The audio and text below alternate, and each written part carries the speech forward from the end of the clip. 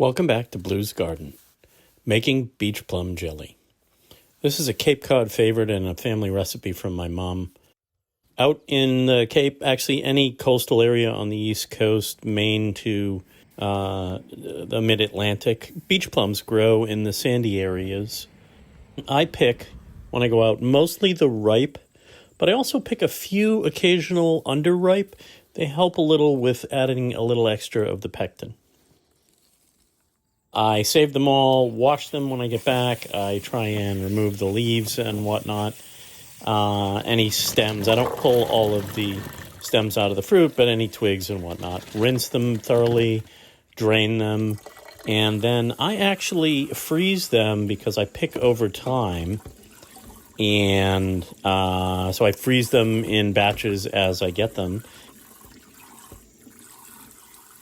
I then take, when it's time to make, which is usually October, I take all of the berries out, thaw them overnight, and I have a sieve with the ability to grind the fruit. So the fruit has a little stone fruit inside it. Take all of the thawed beach plums, and by freezing them, they actually macerate a little bit. You get a little bit of juice in there. So take all of the thawed beach plum and grind the pulp and skins and get all of the juice off you can. Again, just in it goes, crush them against the side, use that wooden handle, and I just grind them against the side and try and get all of the juice I possibly can out of the pulp and the skins. Now, I will continue doing that a couple of different times.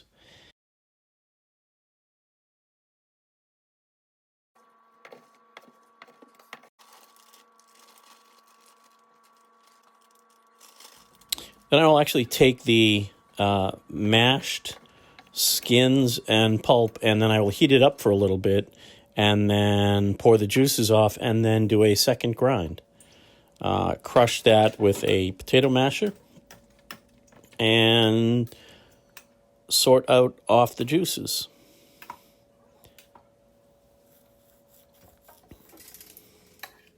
Again, take that mashed up skins and pulp, and I will grind it again and pour off the juices. I actually then take all of the pulp and skins for my compost pile, and I will measure out the liquid. It's important to know the amount of liquid. Get a total count, and I make the jelly. It's important not to make it in too large an amount, so I use 8 cups at a time of liquid. I add a little pat of butter, and when you're boiling, that will help reduce the foam. It doesn't eliminate it completely, but it sure does reduce it a lot.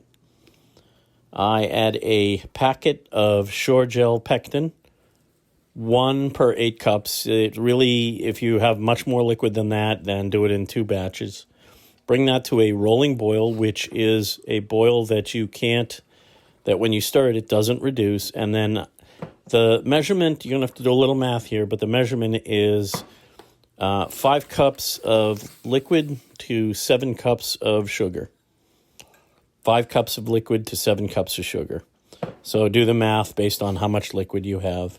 Then bring that back up to a rolling boil again and skim off the foam.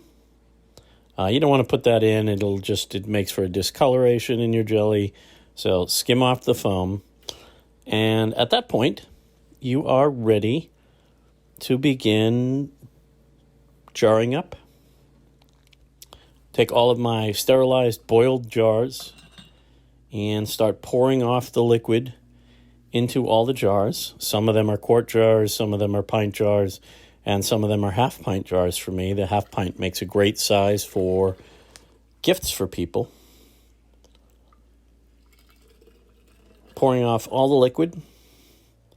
I will fill all of the jars, all of my jelly jars, to within about 1/4 of an inch, which works out to be about half or so a centimeter.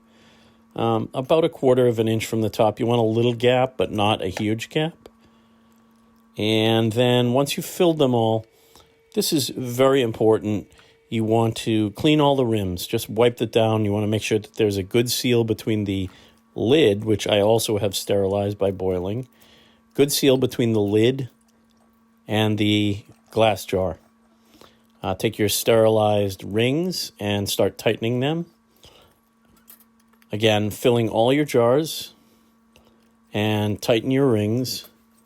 Lids on, then tighten the rings on. For me, during the process of cooling, I will actually go back over each jar about each 15-minute or so interval. I will start tightening the rings over and over and over so that the rings, as the jelly cools, the rings seem to loosen up a tiny bit, and you want to make sure that you go back and you keep tightening over time so you get a nice airtight seal. Then you're done. Wait for it to cool. Please share this video, like, share, and subscribe this video if you enjoyed it.